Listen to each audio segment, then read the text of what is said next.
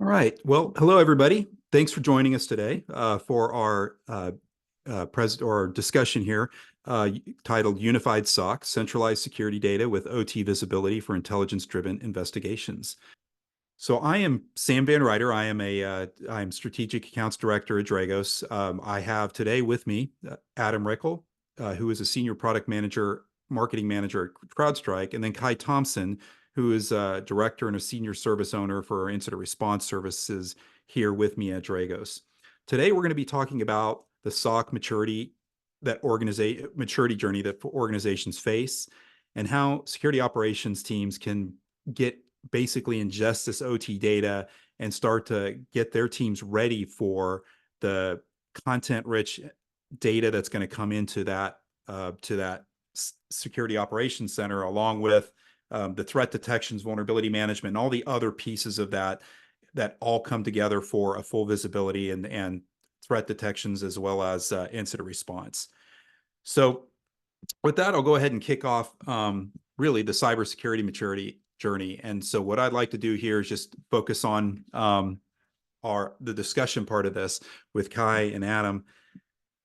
In my experience, and I'll take this off a little bit, has been this is still something people are struggling with, right? So we have had years of and this isn't a one-size-fits-all thing. So there are plenty of companies that have done great things ingesting the OT data into an already operational security operations center that's focused on IT, but it's not something you just flip a switch and can go move forward on. So it's something that takes a lot of planning.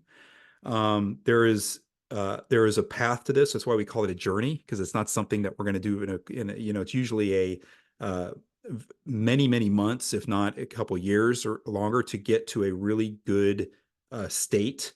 And it really involves what you'd expect: people, process, and technology, right? So from a people perspective, who are the team? Who sits in that SOC? Who's going to be part of the discussions or the investigations when they happen? And then backing that up is the process. So how do we go about an investigation once these things happen? So taking that data, analyzing it, prioritizing it, and executing a plan. And then the technology that backs all this stuff up. So everything from the things that we're doing from a SIM perspective, the OT cyber detections and threat analysis, threat intelligence, EDR, all these different technologies that come together to enable the teams and processes in a security operations center. So that being said, maybe we can start off a little bit on a discussion. And Adam, I'd like to ask you to kind of to give us a little bit more review. Like, when we talk about bringing OT into a security operations center, like, what are the things that we need to look for? Yeah, thanks, Sam, and thank you everyone who has joined. I appreciate you all having us today, and especially to the Dragos team for inviting us. I think typically kind of the spearhead of this discussion that we typically see at CrowdStrike is IT teams that have been recently tasked with OT. We've had personally been on like hundreds of customer meetings. I'm sure between Kai and Sam, right, we're probably edging into the four figures on number of meetings we've had with different customers. And personally, I could probably count on one, maybe into the early part of the second hand, of the amount of dedicated OT security teams that I've had lengthy discussions with. In some of those cases, we've seen IT teams or IT operators being kind of transitioned over into an OT role with some training and things like that. But I think the real kind of conversation comes down to what are the assets that we now need to protect? What technology do we have in place? What does an investigation or incident response program look like? Some of those big questions are, in theory, they seem really hard, right? I mean, it sounds like this huge sort of endeavor that you would need to take on. Lots of different requirements. You're going to have to work with different, OT engineers, and there's a whole bunch of things you need to do, right? But I think one of the things that, is great about having this discussion is, we typically like to tell these IT teams that are kind of taking on OT now is, don't overthink it, right? Think about it from your IT kind of lens. That's a great place to start. And the technology and processes and people that you need in place, they do mirror it in some regard. Obviously, there's going to be meaningful changes that you need to make. But that journey can absolutely start. And for those of you on the call who are maybe one of those IT people recently tasked with OT, talking to vendors like Dragos and CrowdStrike is hopefully a good start. And we can be that advisor to help you kind of get down this journey. When we talk about that IT/OT technology maturity topic, what comes to mind for you? Thanks, Simon. Also, yeah, hey everyone. Glad you're all here with us. So I mean, let's start with an example, because I'm just back from a site visit at a customer yesterday, actually, and I was at a facility that is very crucial for transportation critical infrastructure. Maybe some of them are in this call, so shout out to them. I'm based in Germany, so of course the factory is old. Like the whole site is 100 years old. That main hall that is like the crown jewel of what they do is almost 100 years old. So, and some of the folks that I was out with, like what Adam just mentioned, right? So IT people that are now tasked with OT security, and let's go in, let's look at it. For them, although they've been with the company for a year, 2 or 3, it was the first time visiting that facility. So we go in there and there's all this heavy equipment. They're moving heavy stuff along. And you have to find your way through the facility and figure out where things are. And that can be easily overwhelming. I'm fully with Adam. Yeah, just get started, right? Get into the conversation. Don't be too afraid, but also listen to the OT people, right? It's their turf. It's their environment. Even literally physically moving in that environment without listening to them will get you into real trouble. But also imagine, and that's some of the things that we usually discuss then when we do these site visits, there's a ransomware scenario. Something happens, right? So what do we do? IT probably has visibility into what's going on their side. So you might have emergently disconnected from the OT network, from the IT network, but how do you get back online, right? Because every minute you're not connected, you're not making money. So if this takes a lot longer than a couple of minutes, like think months, then you're in a bad place. So how do you reduce that? How do you create that situational awareness for the OT team to know when it's safe to go back online? Even if the ransomware didn't hit OT, right? You need your logistics systems, you need all of that. So when is it safe to get back online, and how to combine the view from OT and IT to plan the next steps? That's really crucial, and that is mostly what incident response and OT is about, providing that situational awareness. So from a scenario, I mean, you talked about that scenario. I mean, anything else like for us here at Dragos, like one of the big ones is the Volt Typhoon scenario, right? Like, can you talk a little bit more about what that could be from a scenario perspective?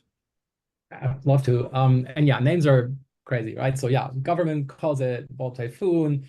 CrowdStrike call it Vanguard Panda, if I'm not mistaken. We're Dragos call it VaultSide. So tomato, tomato. But yeah, at the end of the day, so what you're dealing with, a highly sophisticated state-sponsored team that tries to get in the enterprise network, starts stealing information about your OT operations network, and especially if your critical infrastructure, that is very relevant, including transportation, communications, these kinds of things that might be strategic assets. And then they will try to move laterally into the OT network. And also they're stealing data sets that we haven't commonly seen getting stolen by teams that create these kinds of initial access. Like, for example, shift documents, schedules, when your maintenance windows are, these kinds of things. Because if they have that, they can hide in the noise that you're creating when you're working on maintenance, for example, right? Because if something changes on a system during a maintenance window, determining who did that, and if it was an adversary, is of course infinitely harder than if that happens during normal operations, where usually nothing should change. So watching at that and having as quickly as possible, even when IT folks are already perceiving the first signs of some lateral movement of a team, so without using a ton of external tools they bring into the environment, but after the initial breach into an environment, just using those living off the land techniques, right? Whatever's available to them on systems like PowerShell and other tools. But getting some hints at, if I look at specific patterns, if I look at infrastructure used by a team, if I can determine that that is a team that will likely target OT, but have again that unified view from IT and OT, have people in the same room that speak the same language, not just English, but understand one another, same acronyms, same lingo. They've spent some time together, and now tag team to perform a hunt to find those guys, right? Because you want to know, have they already reached the OT environment? Have they stolen credentials?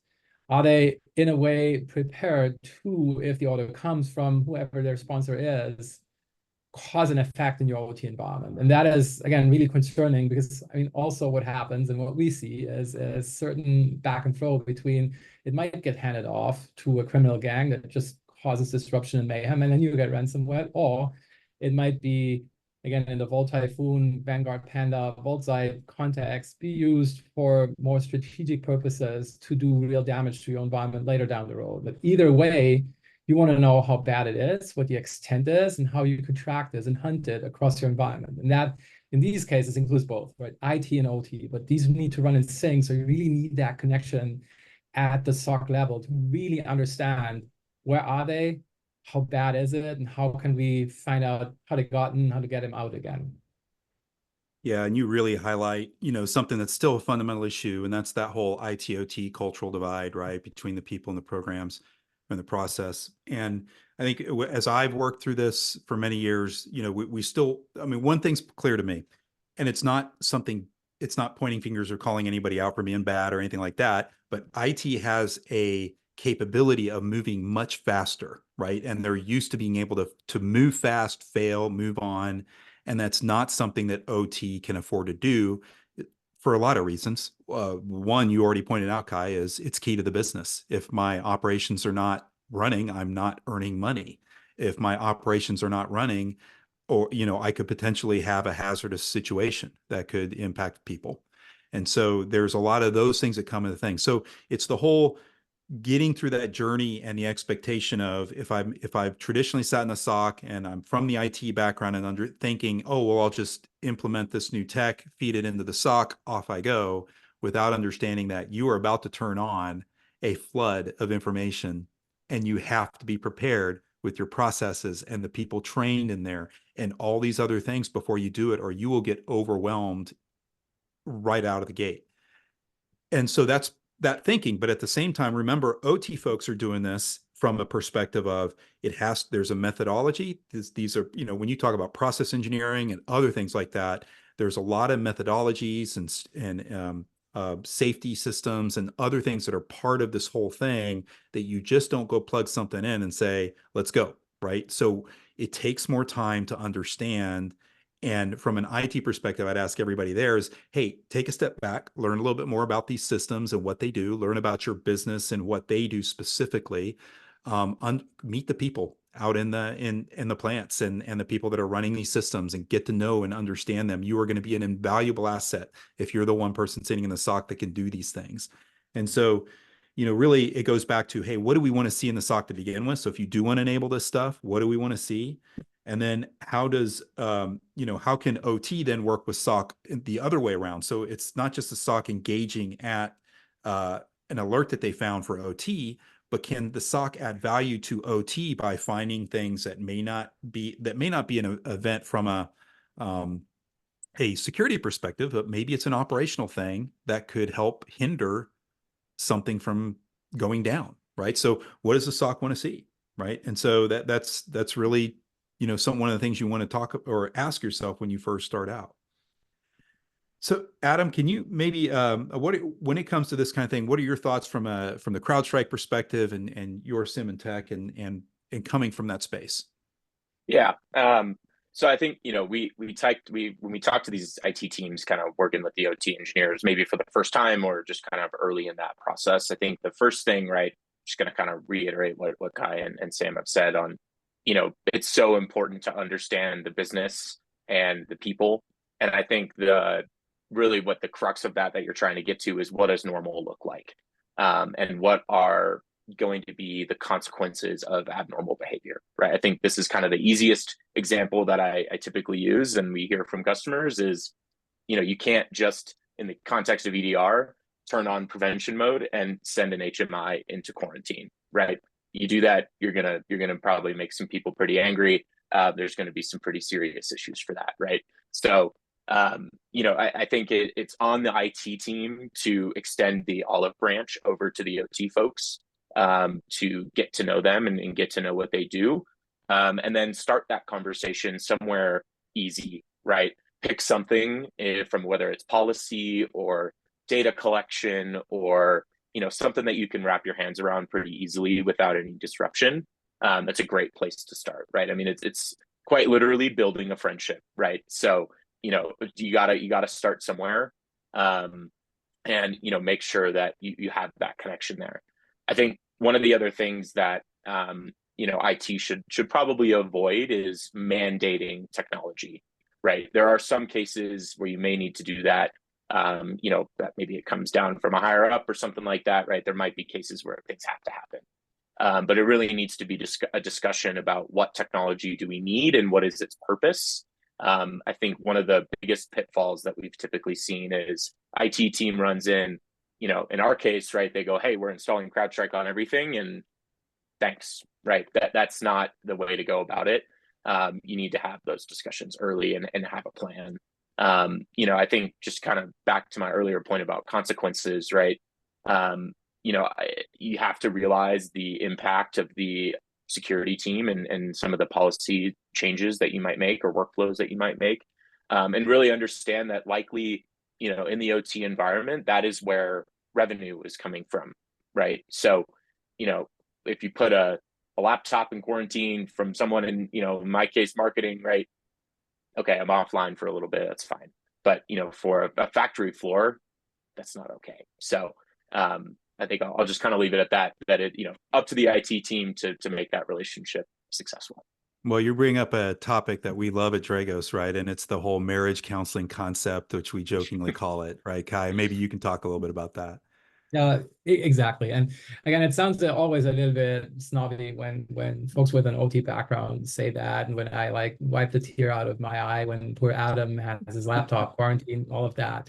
I mean, fully acknowledging that, yes, there are mission critical systems in IT, of course. I mean, otherwise you wouldn't have them, right? Because they cost a lot of money to operate. That being said, of course, in OT, at the end of the day, like what Adam said, it's a money machine, right? If that doesn't work, and we don't have to go all the doom and gloomy way of critical infrastructure and no power and no water and oh my God, we're all going to die. It's if that cheese factory that Sam's running in his backyard, right? If it's not working, then no money, right? And his Swiss ancestors also will be disavowing him because he didn't make the right cheese in time. So who knows, right? But at the end of the day, it's like we said already, listen to those folks, right? Understand them and get them. I mean, it's psychological tricks also. Get them talking about what they're most interested in. I mean, literally, again, we did that as a site visit. Showed the new OT security folks, like, here's how you do it. Just ask them these questions. Don't ask them about the network first. That is for the last 30 minutes in the meeting, right? Ask them about their process, what their worst day looks like, what happened, what accidents you see happening. It's often like, again, heavy equipment being hauled around, like people underestimating what it means when 20 tons are on a crane and then your hands are in the way when it starts like just like a pendulum swinging through the hall, which it didn't intend to do. And then you start like pick and choose. So what are your most important system? What's your crown jewel? Yeah, if that test system back there at the end of the hall doesn't work and these wheels we're making here, we cannot prove that they're correct, then even if we can still make them, we won't ship them, right? And then everything comes to a crushing halt. So you've identified the most important systems, 10 minutes in, walking with some experienced folks through the hall. And that's how you create that connection, right? So basically going back to the roots of what it all is that we're, regardless of whether it's IT and OT, and these information services are actually about, right? Those who maintain computers. How can we serve you, right? What can we do for you to make your lives easier? And that is, again, the crux of the question. And at some point in our journey, we tend to forget that, regardless of what type of, especially security teams we are, right? And users are pesky and they make stuff not work all the time, and then add regulations and requirements and very old equipment, legacy equipment to it, like that 30-year-old HMI or that gas burner back there that heats up some equipment so you can tear it apart. Well, that nobody looked at, or the scale that still runs on Windows NT, but if it doesn't work and you cannot weigh your trucks, no truck is going to leave the premises. Again, right? So these really crucial systems, and nobody really has on their radars. But if you mess with them, like what Adam said, install Falcon on it, and it goes out the window, there you go. But if you ask about these systems, what do you care about there? How can we help you actually also figuring out whether they're working or not, and then apply the tools as required by these systems and what folks are actually asking of you, then usually security also happens as a side effect to that. And you get that buy-in and you earn that trust, and then you can do more. And then you can show them what you can actually do for them. So you need to take some time, like you said earlier, Sam, right? Take a step back, stop, look, listen. One of the paintings on my wall is actually that photo, like the stop, look, listen. That is what you need to do immediately. And then just learn what their worries really are and move on from there. Yeah, and Kai, just to add to your point, right? I think, and Sam, you mentioned this at the beginning, right? IT teams are very used to moving quickly. I don't want to say to the audience, right, you're used to moving quickly, now you need to move slowly, right? That doesn't necessarily mean slow, it means calculated, I think, more than anything. So, you can have these discussions and move the ball along, relatively quickly. I think it's just the way that you do it is a super important versus just speed being the primary concern, right? And I just wanted to make that clear to the audience that, you don't have to go at a snail's pace because your OT team wants you to. Yeah. 100%. And yeah. The phrases I usually throw at my team are the smooth is slow and slow, slow is smooth and smooth is fast, and I come from mountaineering background, so the slow down, we're in a hurry, really matters, right? Because if you break something, you also have to fix it. So if you take a little bit more deliberation, instead of just sprint like crazy, move at a fast pace, but it's a marathon, then you're doing it exactly right. So this is yeah, it is really good. So let's talk a little bit more about why it's important and why this is even a topic, right? So let's talk a little bit about kind of the threat landscape a bit and what it's driving a lot of these discussions. Let me pull up this slide real quick, put it in. So, and obviously, and Kyle, I'll let you talk to most of this, but for us, obviously, Dragos, we do a lot of the threat intelligence piece of this, where we're tracking adversary behavior. So across the years, we've seen a huge uptick and increase in these things. And it's driven a lot more activity and bringing that, OT into the SOC, because it's not feasible. And there have been discussions out there of having separate OT SOCs. It's a very, very rare thing. And it's not efficient. It's not cost efficient. It can be done in a traditional SOC fashion and just building onto it. So with that, Mike, maybe you can talk to us a little bit more about the landscape here, Kai, if you don't mind. Sure. Thanks, Sam. And the most important thing to keep in your minds when you look at these, like this evolution of malware and adversaries targeting industrial control systems and OT environment, is that at the end of the day, these systems are built for a different mission purpose. So also the objectives that adversaries want to achieve in these environments have an entirely different aim and purpose. And at the end of the day, it's about literally a military term, causing an effect, meaning physical damage. So there's still this misconception out there that when you attack, and really attack by the definition in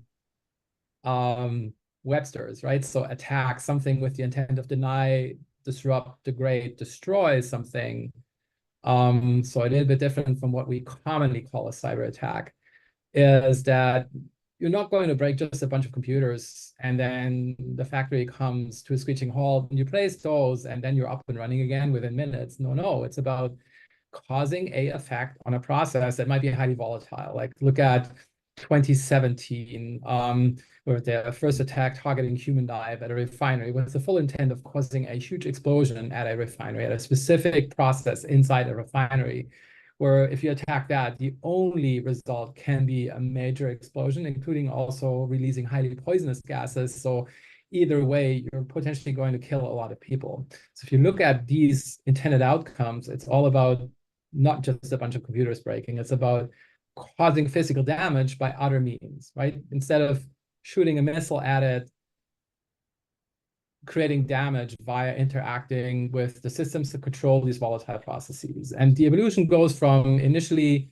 learning about environments, stealing data and information from these environments, but then already also start causing disruption and degradation, like Stuxnet back in the day in 2010 in Iran, that messed with the uranium enrichment centrifuges. But then what we saw since 2015 in Ukraine, targeting electric substations to cause damage. Again, not just break a bunch of computer systems that control a substation, but cause damage at the generation and transmission distribution level, so transformers and generators.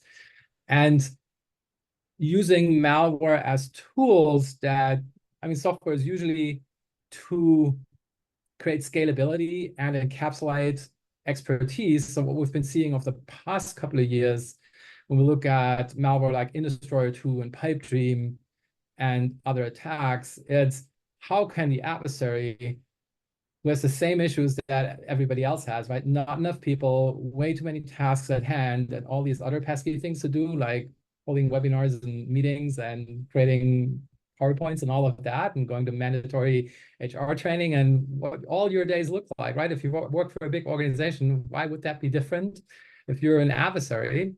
So how do I create toolkits that allow me to create low to medium confidence effects in systems without having years of prior training and skill build up in that? And that's what is really of concern, right? If these tools proliferate, this is what we've seen indications of, then of course the landscape changes very much, because what we've been seeing from the criminal side has been so far ransomware that more or less targets industrial, right? That is literally where you have effects on quote unquote just computer systems.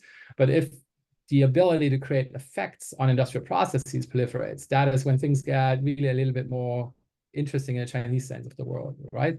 That malware not only takes out a bunch of computers by wiping all the data, but also causes effects on the process control systems themselves. So you have broken control of an industrial process. So it's destabilized and potentially volatile. And that, of course, changes the whole landscape about how you deal with ransomware in these cases.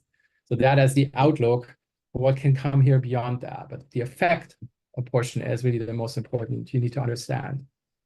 Yeah, and when you're close to the research like we are at Dragos, right, it gets scary, and we tend to have urgency as a result, right, because of the effects it can be, because it has grown more sophisticated over the years. But to your point, and let me bring up this next slide, is the proliferation of or just ransomware, that the ransomware is still an issue, right? And Adam, I don't know, would you like to talk maybe a little bit about this part?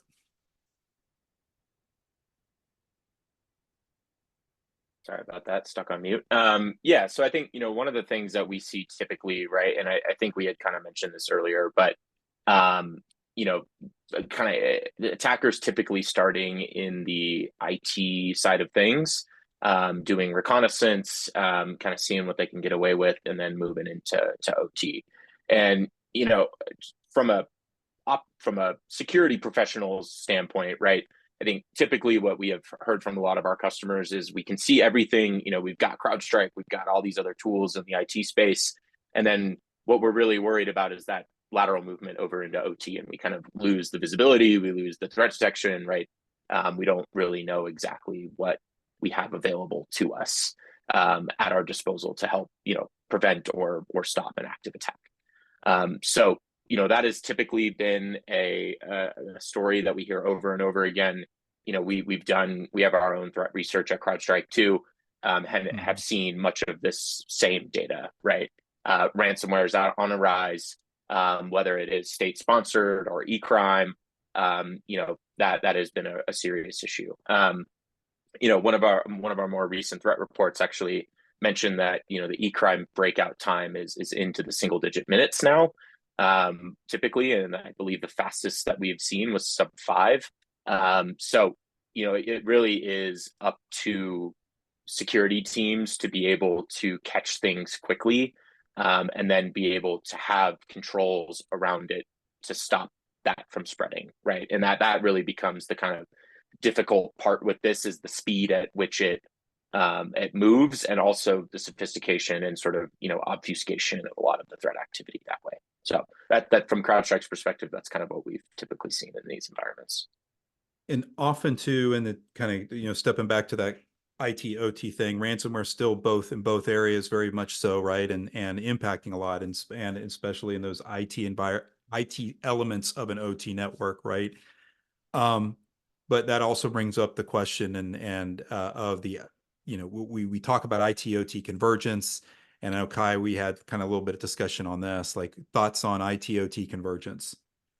Yeah, and it's been like a buzzword, right, over the past 2 years, maybe, right? That with IoT and IoT and all of that happening, now we have the full IT/OT convergence.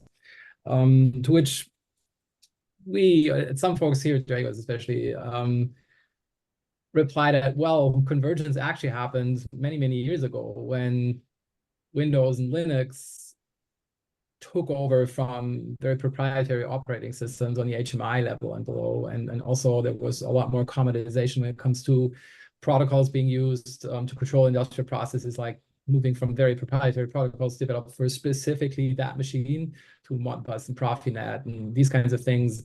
But also at the plant level, how you build a plant actually is much more these days based on reference architectures than it used to, even on the fully physical industrial side, where bespoke doesn't really happen that much anymore. I mean, things get tailored, don't get me wrong, but the higher up you go in the levels of that pyramid that we call the Purdue model, right? The further you have a distance from actually controlling an industrial process in real time, it means at the HMI, SCADA, ingesting all the data and showing it to operators level, that you have a lot of commonalities across a wide swath of industry verticals. And that, of course, means a number of things, including it makes the lives easier for adversaries because they don't have to learn too many intricate details to at least low level or low confidence mess with certain processes and software stacks and even hardware. But also, of course, for Defender, it makes it easier, right? Because you can make some assumptions. You know what equipment is available.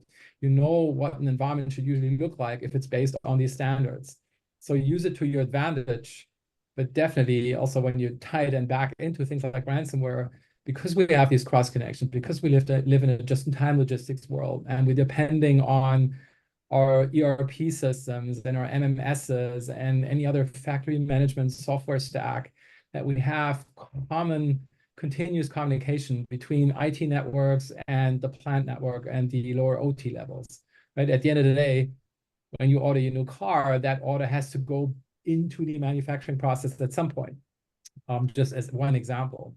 So yeah, that convergence happened many years ago. It's still ongoing. It's only going to go to the next level with all the IoT and IoT stuff we're seeing in cloud and all of that. But we're already there. So we have to get moving on better getting a grasp on monitoring both sides of the house with technologies that apply to each side and then have that convergence in the SOC. So some of what you just said too, just kind of it prompts the question for me of how do you tell? I mean, we've talked about all these threats, targeted ransomware, some of spray and pray, right? They're getting there. But what about just general things that are typical that happen in an OT environment, like a piece of equipment goes bad, right? And it's not necessarily a threat or I mean, how do you tell? Like, how do you act to that?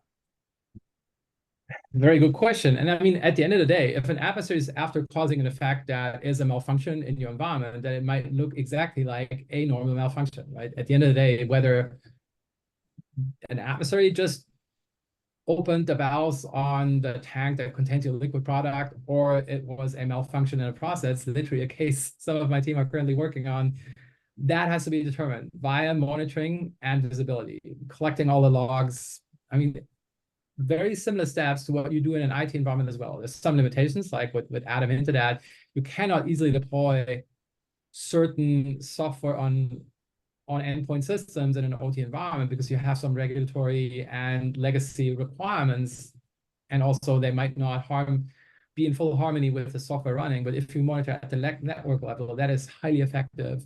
If you collect the logs from endpoint systems, that is highly effective. But then also you need to be able to do that pivot from the network side to the process side. And that is where the real art is, and where we actually have a new field that we need to cover monitoring wise and also in incident response to forensic analysis, right? How do I show if I see movement of a potential malicious nature onto a system that can control an industrial process? I mean, that is just a thing, right? I just saw somebody log on to my HMI, right? And I just gave you the complicated line that we then would usually write in the report, right? The forensic description of that. But how do I now prove that whoever logged onto the HMI now conducted a change on the industrial process? Right? What are we missing? So collect all those logs of the software that controls the industrial process. These are, of course, often highly proprietary. There is no real standard where to put them. So you need to know that, right? You need to figure out what is what, and also have you configured it properly that it really tracks how you're managing your industrial process. So that is a new field that makes it interesting. But again, it starts with there's all this stuff happening on the IT side already, right? And even on the IT systems in your OT environment. So don't throw away what you already have about IT and how to monitor for that, but add to it the components that help you to understand that movement from just the network world, the cyber, to the physical world. Yeah, and part of that peaks, got my attention too, and this actually tends to be our next slide, is a regulation piece of it, right? And so this is also a new impact for a lot of folks, right? That comes from regulation, and so maybe we can talk a little bit more about the SEC cybersecurity rules that have come out. And Kai, if you'd want to frame it, and maybe Adam, if you can give me some context afterwards as well. Yeah, thanks, Sam. And again, here at the end of the day, it's the requirement from the authorities is that you let them know as quickly as possible what is going on. If you have no situation awareness of what is going on in your operational environment, the real industrial side of your house, then you won't be able to give them a proper answer. So giving them piecemeal answers usually does not make any authorities happy. So that the faster you can provide a good situation awareness of what's going on, not only helps the authorities, of course, it also helps you. Right? At the end of the day, the faster we understand the impact and scope of something that is going on in our mission critical environment, right? At the end of the day, where the money machine is, the more effectively and low key we can deal with this, right? Instead of we're learning from this because everything is coming to a screeching halt and we're seeing all those ransomware notices pop up on systems. I mean, that is not how we usually want it, right? We want to react to this before it turns into a huge compromise and things get really, really touchy. So again, what helps you to give a proper answer to the authorities actually also helps you to try to avoid this turning into a full-blown incident. And again, the faster you can provide as an incident response team and monitoring team situation awareness of the scope and extent of a threat in your environment, regardless of whether it's on the IT or OT side, the faster you can contain it with less impact on the operational environment, right? The fewer systems you need to swap and potentially take offline, and the shorter you need to cut connections, the sooner you're going to be operational again. So at the end of the day, these requirements from authorities like the SEC actually help you to do your homework to be much faster in recovering because you have that situation awareness.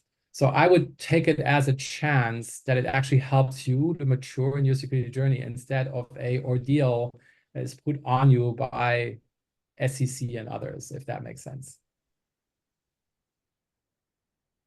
Yeah, and Adam, any thoughts for that? Yeah, so I think, I want to kind of reiterate the importance of everything Kai said, right? I think you hit the nail on the head with, this type of reporting is designed to help you and to help, the industry and to help kind of OT security in general. I specifically want to hone in on the kind of widespread incident point that Kai had made. And, when these things start to potentially touch your partners or others in your supply chain, that turns into, maybe a day or a couple of hours of downtime into potentially, week or weeks of downtime, large disruptions to your entire business, or to the entire, sort of swath of critical infrastructure that your organization may touch. So, I think another thing we kind of like to tell, IT teams who are focusing on OT now, or just kind of your general OT security team is, these are not something to just see as an annoyance. They really are designed to help you, and give, confidence to the rest of the world potentially, of what you and what we are doing to help protect critical infrastructure and businesses that are important to, people and to the general economy, right? I think that that's kind of one of the things that is so fascinating to me about this space is the broad impact that security can have on people's daily lives. I think that is a huge portion of why these regulations came to be in the first place, and they're designed to be taken seriously. So I think this is a perfect sort of little diagram here of how you can start that journey.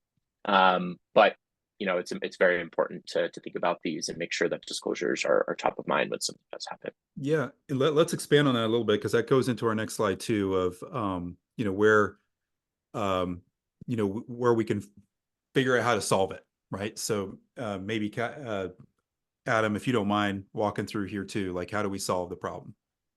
Yeah, so I mean, we've kind of covered the top 2 points here on today's reality, right? I mean, IT and OT are starting to converge. It's just a fact of the matter, right? There's nothing necessarily anyone can or should do to stop it. It's more about how you get your arms around things. We really, and I kind of mentioned this slightly before, but the blind spot between IT and OT is the real problem, right? Not only, I mentioned that we see a lot of adversaries kind of start in the IT environment and move into OT. That's not always the case, right? So if you are completely blind and unprotected in that environment with sort of a, checkbox that, hey, we're still air gapped from the air gap that, someone created 15 or 20 years ago, that's not an effective security strategy, right? If you are an IT person and you heard that, right, and this is new to you, hopefully that kind of perks your ears, is like, really, like that's what happens? And like, yes, that is what happens. We hear that regularly. I think as we look forward, right, scalability and seamless connection into these assets and being able to protect them in a meaningful way is really the only way forward. I personally, this is, and I think sort of the opinion of CrowdStrike is we largely see the evolution of OT security looking that much like what happened in IT, right? There's a network endpoint, you need some stuff for cloud, you need stuff for applications, right? That's kind of to that point of don't overthink it. It's a lot of the stuff that you have in IT.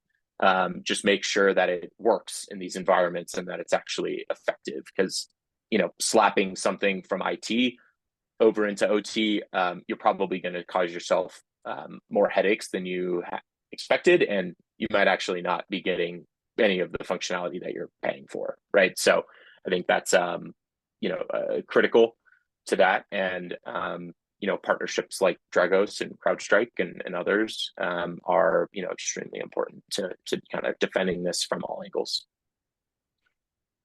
And lastly, because this is important, we often use a slide to talk with our customers and prospects about how to go about the ICS cybersecurity journey. Kai, do you want to walk through high level what we're talking about here? Sure. And again, this is mostly rephrasing what Adam just said, right? I mean, use what works and apply it to the different mission profile of an OT environment. So, and I think the SANS white paper about the 5 cybersecurity critical controls in ICS really makes a good point in that. How do I slim this down to something that can actually get accomplished? Because again, and to what Adam just said, at the end of the day, yes, the controls are the same. They just have to be applied sometimes in a little bit different way. And we need to keep in mind that, of course, the age of your operational environment is measured rather in decades than months and years. But yeah, having a good incident response plan that is focused on ICS, so actually folks on the shop floor know who to call and how to describe what they're observing, and have somebody at the end of the line that also understands OT talk a little bit. And I see that already popping up in the questions also. Yeah, sometimes they just talk past each other, right? Because we're using acronyms and it might be the exact same acronyms. Like ICS is a good example. In an entirely different context. For one is industrial control system, for the other one is the incident command system. So what is it, right? These kinds of things, fix them in your environment. So make sure you don't just copy paste your IT incident response plan into OT, because it won't be applicable, right? You have to think through what we talked about for the last 30 minutes, industrial and business processes and impact. So what does it mean if we declare we shut down or isolate this facility? Right? What's the financial business impact? And then, of course, if we want to monitor and defend an environment, having a defensible architecture, meaning there's collection points in the environment. There's certain ways we can isolate subsystems in the environment, and we can make sense of who's talking to whom is really important, because you cannot effectively defend a flat network. But something that is a little bit more structured and has a couple of VLANs, for example, arranged by equipment, by machines on a shop floor, that already makes it highly effective. And you now have natural collection points in the environment. And you start adding ICS network aware, so protocol aware monitoring and visibility into that environment. So that does, in a passive way, asset identification detection and knows how to look for threats. Add to that secure remote access. So, I mean, we've been running our industrial environments, especially during the pandemic, literally from our living rooms. I happen to be living above a retired safety engineer of one of the refineries that they're next to. And he told me that like two years ago, like more like upset ways, like they're really running the refinery now from their living rooms. Oh my God. But and nobody's moving away from that, right? So at least make sure that you're effectively protecting remote access, right? That is where you really need multi-factor authentication, because we see adversaries leveraging VPNs all the time. So one, knowing how to monitor for an adversary accessing your environment versus somebody else really matters. So look at your session durations, but also make sure you MFA this, right? Because that makes it harder. It's not a silver bullet, but makes it significantly harder. And then at the end of the day, how do I manage vulnerabilities? So I obviously can't use the same approach from the IT world, just patch everything, because that creates downtime in an environment that usually depends on uptime 7 days a week, 365. So make sure it aligns again with business requirements and risk. Does a patch really mitigate a risk that I have, or does it not? So focus on what really matters for your environment. And there's certainly the combinations of Dragos and CrowdStrike that can help you there, right? To give you some guidance on what matters and what doesn't. But then again, having that umbrella visibility over all of your environment, because again, like Adam stated, it needs to start somewhere, because most likely your OT environment is not directly internet connected. So it needs to start in your enterprise IT somewhere. But then having the ability in your SOC to get people in a room, if they not already are, that represent both sides of your house and know how to talk to one another and listen to one another and know how to connect the dots. That is what makes all of this, what you see on this slide here, really then move you to the next level, right? Because if you combine that, and if everybody's aware of the crown jewels on both sides of that house, that is when you can turn this into really effective defense and stop the adversary before they cause the effect that they're after. Yeah, thanks, Kai. And I really, this drives into the next piece, and I'd like to, Adam, for you to kind of walk through this a little bit. The partnership that Dragos has with CrowdStrike is very exciting.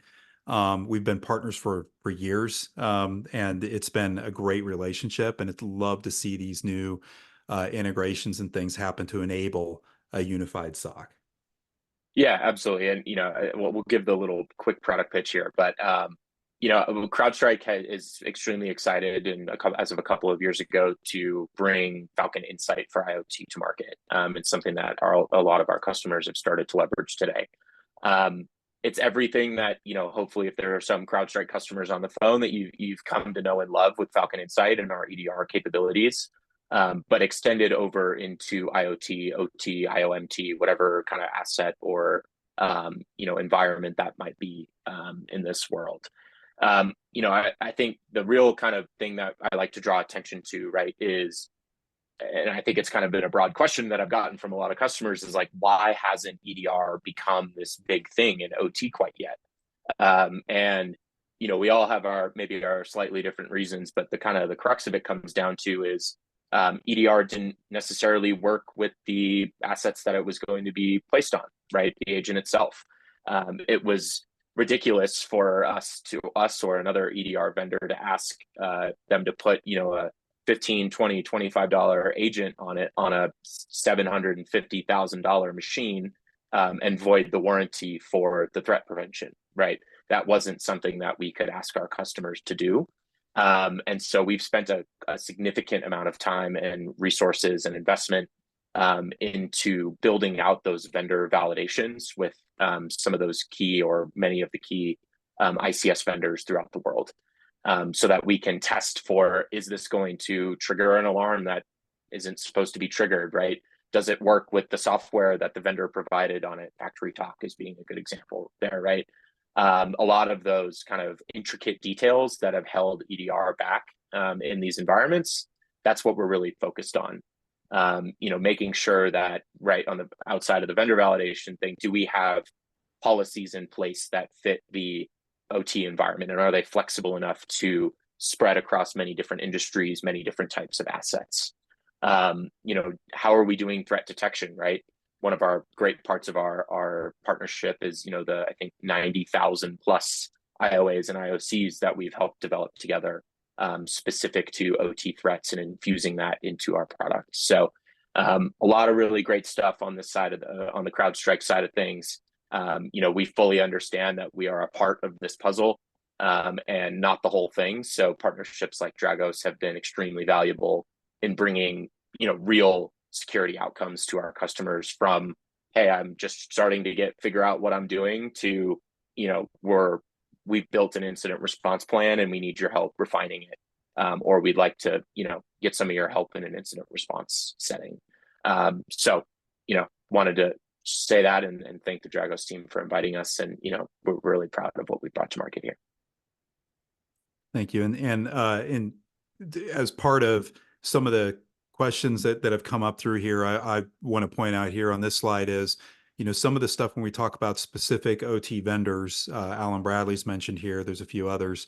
That's where Dragos can come into the picture and see and watch that traffic and see what we do track threats in those specific vulnerabilities and things like that. So we are finding that, and that's the way where we can report up into the SOC with a CrowdStrike as an example, and give the context for it. So that's an important element of part of that. And with that, I think let's move in, and we have a few questions. We had quite a lot of questions. We're not going to get to them all. We're getting short on time here, but there were some really good questions there. We'll try to answer questions as well offline if we aren't able to get them here live before we only have about 5 minutes left.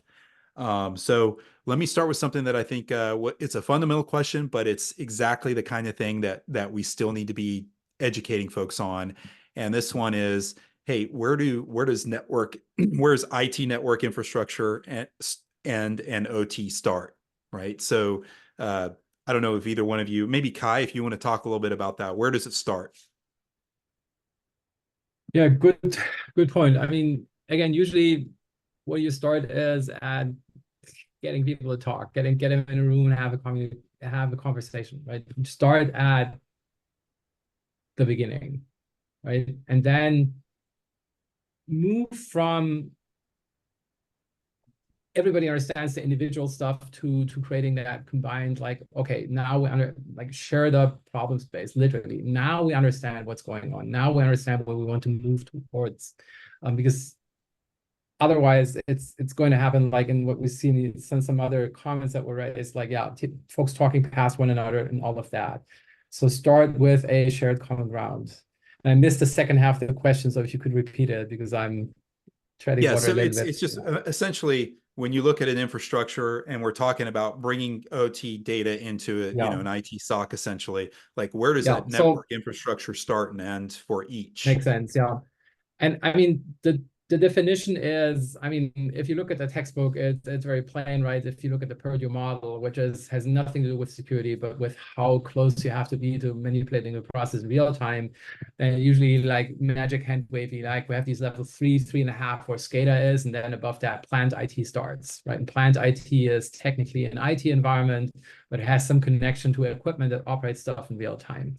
So delineations, I mean, how that is really delineated, for example, in a manufacturing environment is entirely up to whoever designed that environment and then changed it because it was built 30 years ago and now it has to adhere to just-in-time logistics. So definitely these boundaries we create in the model are just that, boundaries in the model. So we have to figure out in the real environment what it actually looks like. And then we're finding out the hard way that there's a lot of connections between IT and OT directly. So how you get started with this is you go into the lower levels and actually collect traffic from the network, either by directly collecting PCAPs, if that's possible, or putting in something like a Dragos sensor and learning about what the communication patterns actually are. And then from there on can make an informed decision of what is actually going on in that network, right? And especially what segments are that have mostly communication between OT equipment and those segments of the network where we see both, right? Where we see equipment communicating, but also we see connections to the IT side of the house. And once we have that informed picture of what is going on in the network, then we can take the next step to coming to some decisions on how we should change this so it's better manageable. Because oftentimes it's not just about the security, it's also about figuring out issues in an environment. Especially those of you that operate in large manufacturing environments where you have lots of Profinet communication. If you have to troubleshoot that, I've done that for a number of years. That is fun, right? If that is a very large network. So again, without visibility, even these things are very difficult. With visibilities, these things become much easier. And then the next step to having a better architected environment is actually way more straightforward, not that costly anymore, because you know where you need to get started. Yeah, and just to add on to that real quick, and I know we want some time for other questions, but I think, if we're talking through a little bit, kind of expand the notion of the question towards like roles and responsibilities, maybe across, IT network and infrastructure over into OT. Kai, I want to bring back an example that you had talked about earlier about, an adversary starting in the kind of in the IT space and stealing, shift records and maintenance windows records and things like that. I would kind of almost challenge the notion of like there needs to be this exact, line in the sand that you're drawing. That it's probably important if you have an OT analyst in your SOC, understanding and seeing that behavior in the IT environment and being able to do something potentially proactive with that information, right? So I don't think like, hey, now there's threat activity on this box that's OT, now it's my turn to take over, is necessarily the right way to think about it. If we're talking truly converged SOC, like, that line should be there maybe from an architecture standpoint, but from an information sharing standpoint, I'm not sure it necessarily should be the goal of figuring out where the end of IT is and where OT starts. 100%, I fully agree. Gentlemen, we're up at time. We have a lot more questions here. We're going to try to answer after the webinar and try to get back to folks. So be patient with us, folks. Thank you, everybody. There's wanted to point out the links you see up here, and we have recorded this, so you'll get a link to the webinar after we finished getting that posted. And please, leverage the resources. Both CrowdStrike and Dragos have a lot of great resources on the websites. Accordingly, we love to have these discussions. Really appreciate everyone taking their time today, and looking forward to hopefully more of these discussions in the future. Thank you, everybody.